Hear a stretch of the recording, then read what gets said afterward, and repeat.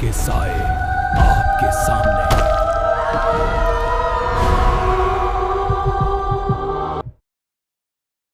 नमस्कार दोस्तों, मैं हूं शिवराज और आप सुन रहे हैं डर की दस्तक हॉरर पॉडकास्ट। वो जगह जहां कहानियां सिर्फ सुनाई नहीं जाती, महसूस होती हैं। लेकिन शायद कुछ कहानियां खुद इंतजार करती हैं सही वक्त का। आज जो कहानी मैं आपको सुनाने जा रहा हूं, वो मुझे भेजी है शेख जहानबाज ने। कहानी एक सच्ची घटना पर आधारित है, उनके एक दोस्त के साथ घटी हुई, और मैं ये कहानी उन्हीं के नजरिए से सुना रहा हूं।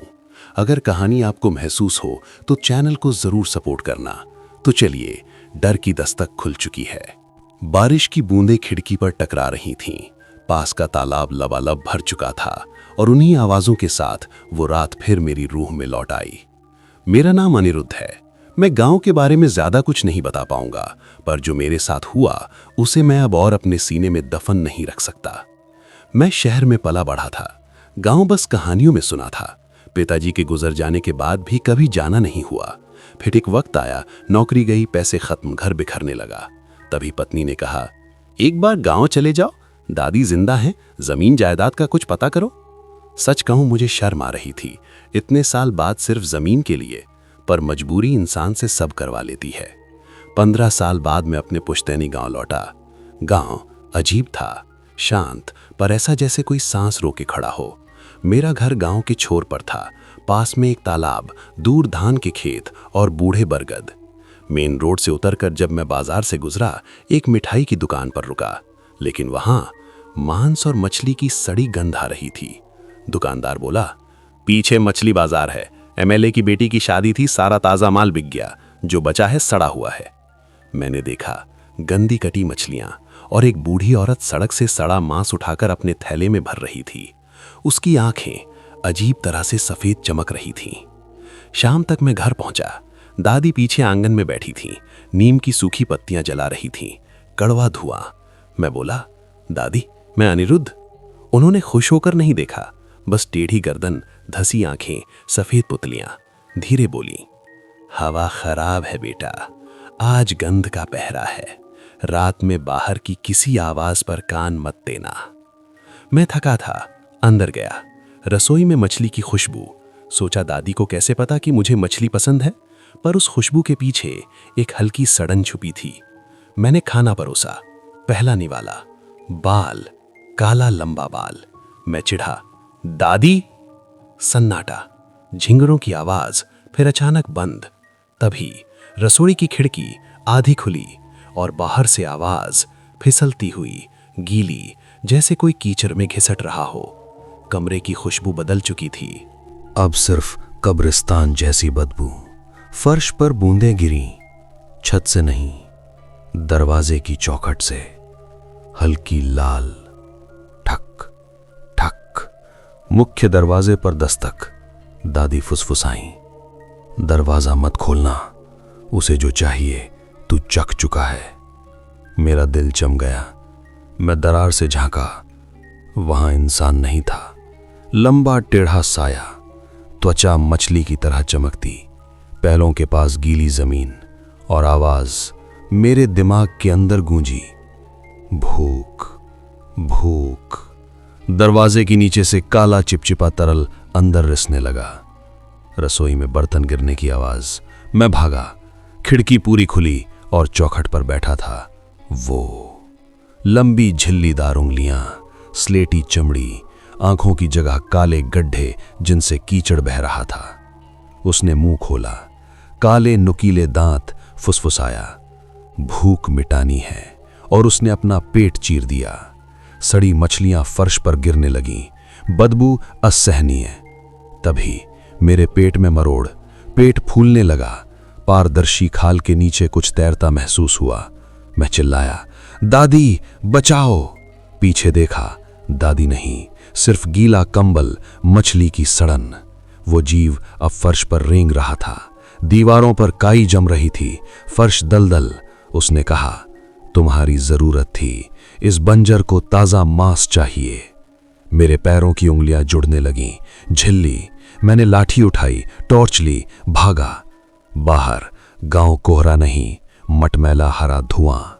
तालाब से दर्जनों वैसी आकृतियां निकल रही थीं, उनकी आंखों में वही खाली अंधेरा। तभी मुझे याद आया, शिव मंदिर। मैं दौड़ा, हर कदम पर लगा, पेट के अंदर मछलियां मांस उतर रही हैं। मंदिर की सीढ़ियां पत्थर नहीं, हड्डियां। अंदर भगवान नहीं, एक विशाल जीव, आधा इंसान आधा सड़ी मछली, गले में मछली कंकालों की माला। उसने हाथ उठाया और मेरा पेट फट गया। खून नहीं, हजारों काली जिंदा मछलियां बाहर निकलीं। हर मछली के चेहरे पर छोटा इंसानी चेहरा चीखता हुआ। दादी का चेहरा उभरा, मछली का कंकाल, वो मेरे गले पर झपटी। मैंने पत्थर जमीन पर दे मारा। तेज सफेद रोशनी, चीखें, जलने की आवाज और अंधेरा। जब आंख खुली, सूरज की किरणें। मैं मंदिर की सीढ़ियों पर था। पेट ठीक, पर एक नीला मछली जैसा निशान। गांव देखा, कोई गांव नहीं, बस एक सूखा तालाब, बीच में खंडर घर। मैं भागा, सड़क पर पहुंचा। लोग मुझे देखकर डर गए। एक आदमी ने चाय दी। मैंने गांव का नाम बताया। वो सुनकर उसका चेहरा उतर गया और उसने धीरे से कहा, वहां तो 20 साल पहले बाढ़ आई थी। पूरा गांव तालाब में डूब गया था, कोई जिंदा नहीं बचा। उस आदमी की बात सुनकर मेरे कानों में जैसे सीटी बजने लगी। पूरा गांव डूब गया था। मेरे दिमाग में तस्वीरें घूम गईं। दादी, घर, बाजार, मछली वाली बूढ़ी औरत। अगर गांव 20 साल पहले डूब चुका था तो मैं किस जगह गया था? मैंने कांपते हुए पूछा, आप यकीन से कह रहे हैं? वो बोला, हाँ भाई, यहां से थोड़ा अंदर जो पुराना तालाब है ना, वही गांव था। बरसों पहले बांध टूटा था, रातों रात सब बह गया। मेरे हाथ अपने पेट पर चले गए। वो नीला निशान अभी भी था। उसने मुझे पानी दिया। मैंने पूछा, वहां कोई दादी, कोई बूढ़ी औरत? वो चुप हो गया, फिर बोला, बाढ़ में ज्यादातर लोग बह गए थे। कुछ लाशें मिली थीं, कुछ नहीं। मैंने आगे कुछ नहीं पूछा, क्योंकि मैं सच सुनना ही नहीं चाहता था। लेकिन कहानी यहीं खत्म नहीं हुई। उस रात मैं शहर वापस आ गया। पत्नी ने दरवाजा खोला। क्या हुआ, इतनी हालत क्यों खराब है? मैंने कुछ नहीं बताया, बस कहा, गांव में कुछ नहीं बचा। उस रात मैं सोया, लेकिन नींद नहीं आई। आंखें बंद करते ही मछलियों की गंध, फिर पेट में हल्की मरोड़। मैं घबरा कर उठ बैठा, पानी पिया, आईने में खुद को देखा। सब ठीक। मैंने खुद को समझाया, सब वहम था, ट्रॉमा। लेकिन अगले दिन ऑफिस में बैठा था, अचानक कान के पास फुसफुसाहट, भूख। मैंने पीछे देखा, कोई नहीं। उस रात फिर सपना, तालाब, हरे कोहरे से भरा गांव और दूर दादी खड़ी थी, उनकी आंखें खाली गड्ढे। वो बोली, तू बचकर आ गया, पर खाली नहीं। मैं पसीने में डूब कर उठा। इस बार पेट में दर्द सच में था। तीसरे दिन बाथरूम में उल्टी हुई, लेकिन उल्टी में खाना नहीं, छोटी छोटी काली मछलियां, जिंदा, हिलती हुई। मैं डर के मारे पीछे गिर गया। मैं पागल हो रहा था या वो चीज मेरे साथ आ गई थी? मैं डॉक्टर के पास गया, टेस्ट हुए, सब नॉर्मल। डॉक्टर बोला, एंजाइटी अटैक। मैं हंस पड़ा, काश बात इतनी आसान होती। रात को पत्नी बोली, तुम्हारे कमरे से बदबू क्यों आ रही है? मैं चुप, मुझे खुद महसूस हो रही थी सड़ी मछली। एक रात मैं नींद में कहा, अचानक महसूस हुआ कोई मेरे पेट पर हाथ फेर रहा है।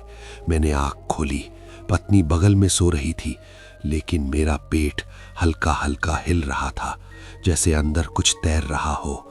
मैंने दिमाग पर जोर डाला। मंदिर, पत्थर, सफेद रोशनी, शायद उसने मुझे बचाया था, लेकिन शायद कुछ मेरे अंदर छूट गया था। मैं वापस उस जगह जाने का सोचने लगा। डर था, पर अगर मैं नहीं गया तो ये चीज यहीं बढ़ेगी। एक हफ्ते बाद मैं फिर उसी सड़क पर था। इस बार दिन का उजाला।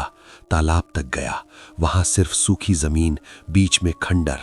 लेकिन जैसे ही मैं करीब गया, मेरे कान में फिर वही आवाज, भूख, और मेरे पेट में हरकत। मैंने वहीं जमीन पर बैठकर रोना शुरू कर दिया। मैंने क्या किया? मैंने कुछ नहीं किया। तभी पीछे से आवाज आई, तूने खाया था। मैं पलटा, वही बाजार वाली बूढ़ी औरत, हाथ में सड़ी मछली का थैला, आंखें सफेद। वो बोली, जो तालाब का है वो तालाब में लौटेगा। मेरे हाथ पैर सुन्न, मुझे छोड़ दो। वो हंसी, तू चुना गया था। तभी हवा भारी हो गई। तालाब की सूखी जमीन नरम पड़ने लगी, जैसे कीचड़ बन रही हो। मेरे पैर धंसने लगे, पेट में मछलियां पागलों की तरह तड़पने लगीं। मैंने आखिरी बार आसमान की तरफ देखा और मन में सिर्फ एक बात आई, शायद कुछ जगह छोड़कर नहीं आती, वो साथ चली आती हैं। अचानक मुझे फिर वही सफेद रोशनी याद आई।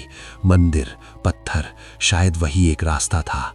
मैं कीचड़ से खुद को निकालने की कोशिश करता हुआ फिर उस मंदिर की दिशा में घिसटने लगा और पीछे दर्जनों गीली परछाइयां पानी से बाहर आ रही थीं। मैं घुटनों के बल कीचड़ में धंसता हुआ मंदिर की तरफ बढ़ रहा था, हर इंच भारी, जैसे जमीन मुझे नीचे खींचना चाहती हो। पीछे से आवाजें, छप छप छप, वो चीजें पानी से बाहर आ रही थीं। मैं मंदिर के पास पहुंचा। अब वो मंदिर जैसा नहीं लग रहा था। दीवारों पर काई, दरारों से पानी टपक रहा था। घंटी हवा के बिना हिल रही थी, टन टन टन। हर आवाज मेरे पेट के अंदर गूंज रही थी। सीढ़ियों पर चढ़ते ही दर्द, पेट के अंदर कुछ घूम रहा था, जैसे रास्ता ढूंढ रहा हो। अंदर अंधेरा, पर बीच में वही विशाल आकृति, आधा इंसान आधा मछली, लेकिन इस बार उसकी आंखें खुली थीं और उनमें पहचान। वो आवाज मेरे दिमाग में आई, तुम लौट आए। मैं चीखा, तुमने मुझे क्यों चुना? तभी मंदिर की दीवारें जैसे यादें दिखाने लगीं। पानी, बारिश, बांध टूटना, गांव के लोग मंदिर में भागते हुए, प्रार्थना करते हुए, हमें बचाओ। वो आकृति बोली, उन्होंने वचन तोड़ा था। मैंने देखा पुराने समय का दृश्य। गांव वाले हर साल तालाब में पहली मछली चढ़ाते थे। तालाब देवता को मानते थे। फिर एक साल सूखा पड़ा, भूख लगी। लोगों ने कहा, देवता को क्या देना, पहले हम जिंदा रहे। चढ़ावा बंद, शिकार बढ़ा, तालाब खाली। वो आवाज गूंजी, भूख देवता की भी होती है। फिर बाढ़, रात, पानी, चीखें, लोग बहते गए। मैं कांप गया। तो अब वो बोला, हर पीढ़ी से एक, ताकि संतुलन रहे। मुझे समझ आया, मैं गांव का खून था, मैं नजरअंदाज किया गया कर्ज था। मैं घुटनों पर गिर गया। मुझे छोड़ दो, मेरी पत्नी है, परिवार। कुछ पल सन्नाटा। फिर, तुम्हें पूरी तरह नहीं पर अधूरा छोड़ा जा सकता है। मेरा पेट फिर फूला, मुझे लगा फट जाएगा। वो बोला, जो भीतर है वो बाहर आएगा, फिर तुम आधे रहोगे। मैंने चीख मारी, दर्द असहनीय, पेट से काला तरल निकला और उसके साथ दर्जनों मछलियां बाहर गिरी। पर इस बार उनके चेहरों पर शांति थी, जैसे कैद से मुक्त। मंदिर हिलने लगा, वो आकृति पीछे हटने लगी। संतुलन अभी बना है। मेरी आंखों के सामने सब धुंधला। मैंने आखिरी बार देखा, तालाब का पानी पीछे जा रहा था, जमीन सूख रही थी, गांव के घरों की परछाइयां धुंध में गायब। जब होश आया, मैं उसी सूखी जमीन पर पड़ा था। मंदिर खंडहर, कोई आकृति नहीं। मैं किसी तरह शहर लौटा। इस बार पेट हल्का था, मछलियों की बदबू नहीं, सपने नहीं, लेकिन एक चीज बदल गई थी। जब भी मैं पानी के पास जाता, झील, तालाब, यहां तक कि बाल्टी का पानी, उसमें हल्की लहर उठती, जैसे कोई मुझे पहचान। उस रात के बाद जिंदगी सामान्य दिखने लगी, पर सिर्फ दिखने लगी। मैं काम पर जाने लगा, पत्नी मुस्कुराने लगी, घर फिर से घर जैसा लगने लगा। लेकिन मैं जानता था, मैं पूरा नहीं रहा था। 1 महीना बीता, सब ठीक। फिर एक रात बाथरूम में हाथ धो रहा था, नल से पानी गिर रहा था।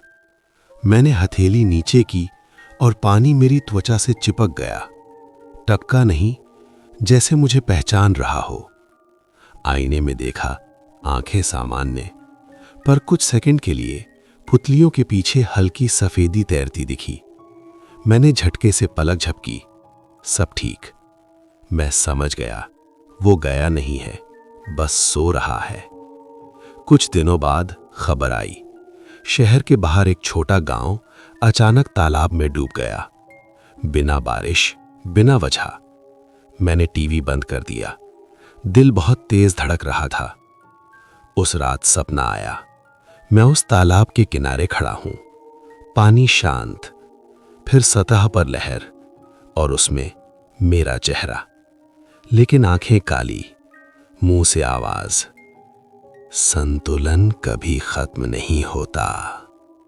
मैं चीख कर उठा, पेट में हल्का दर्द, पर इस बार मैंने डर महसूस नहीं किया, बल्कि खिंचाव। अगले दिन ऑफिस जाते वक्त सड़क किनारे एक बच्चा खेल रहा था, हाथ में प्लास्टिक की मछली। वो मुझे देखकर बोला, अंकल, आपको पानी से डर नहीं लगता? मैं ठिठक गया। मैंने पूछा, क्यों? वो बोला, मम्मी कहती हैं पानी अपने लोगों को पहचान लेता है। उसकी मां ने उसे खींच लिया। मैं वहीं खड़ा रह गया। धीरे धीरे मुझे महसूस होने लगा, मैं जहां जाता पास के पानी में हलचल होती। गिलास का पानी, तालाब, नदी। एक रात मैं छत पर खड़ा था। बारिश शुरू हुई। बूंदें मेरे चेहरे पर गिरी, और पहली बार मुझे वो ठंडी नहीं लगी, घर जैसा लगा। मुझे सच्चाई समझ आ गई। मैं बचा नहीं था, मुझे चुना गया था। पूरी तरह देवता बनने के लिए नहीं, पर दरवाजा बनने के लिए। जब संतुलन बिगड़े, मैं खिंच जाऊंगा। मैंने पत्नी को देखा, वो सो रही थी, शांत। मैंने उसके बालों पर हाथ फेरा, आंखें भर आईं। फिर मैं बाहर निकल गया। बारिश तेज थी, सड़क पर पानी बह रहा था। मेरे कदम खुद ब खुद उस दिशा में मुड़े जहां शहर का पुराना सूखा तालाब था। हर कदम के साथ मेरे कानों में वही आवाज साफ होती गई, भूख। तालाब के किनारे पहुंचा। पानी नहीं था, सिर्फ गड्ढा। मैं उसके बीच जाकर खड़ा हो गया। आसमान में बिजली चमकी, बारिश और तेज। गड्ढे में पानी भरने लगा। मैंने आखिरी बार आसमान देखा और फुसफुसाया, इस बार लोगों को मत लेना। कुछ पल शांति, फिर मेरे पैरों के नीचे जमीन नरम हुई। पानी घुटनों तक, कमर तक, सीने तक। डूबते वक्त दर्द नहीं हुआ, डर भी नहीं, सिर्फ एक एहसास, मैं लौट रहा हूं। सुबह लोगों ने देखा, शहर का